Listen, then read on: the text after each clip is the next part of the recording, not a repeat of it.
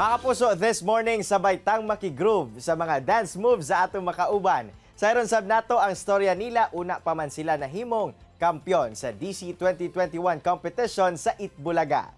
Atong ilailahon sina Kent Maglasang ug Queenie Kapangpangan gikan Iligan City. Kent and Queenie, good morning and welcome din sa At Home with GMA Regional TV. Kamusta kayo? Hi guys, this is Queenie. And I'm Ken. And we are the 2HD Queens!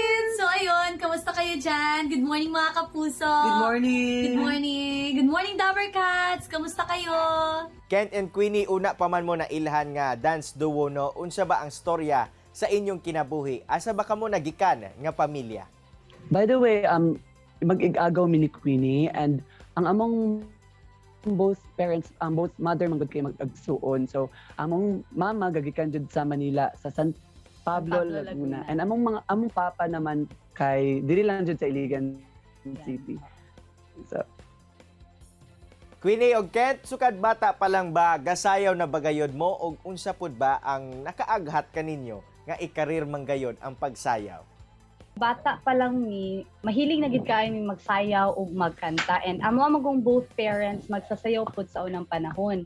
Ang yang mama kay aerobic dancer and sa akong mama pud kay ballroom dancer sila sa akong papa.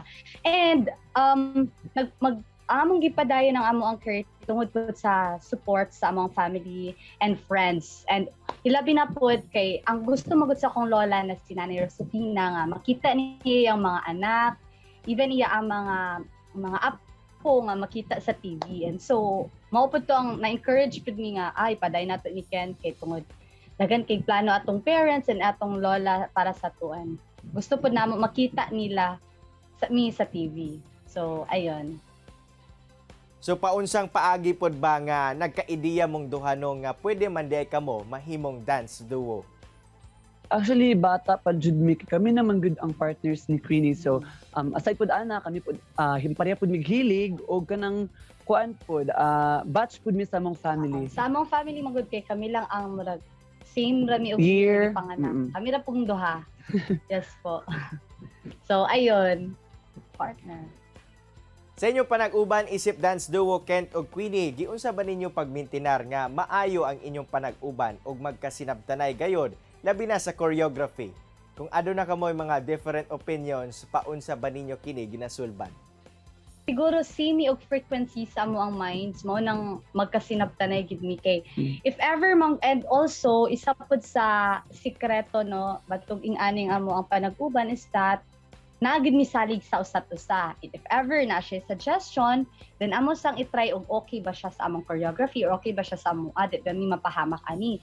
And if ever dili pwede, then ako ana pong suggestion ang amo ang tumanon, and then dato na din mi mag-meet halfway. And so i-follow na din namo ang unsay dapat ang sundon or buhaton sa choreography. So mo na siguro sahay na apod ni mga dili man magkasinabot, pero ang amo lang yun is irespeto na lang yun namo unsa ang gusto sa isa o unsa gusto pod ni Ken og sa ako aing ana. Ingana lang yun. Magkasinabtanay mi ana tungod sa trust and respect.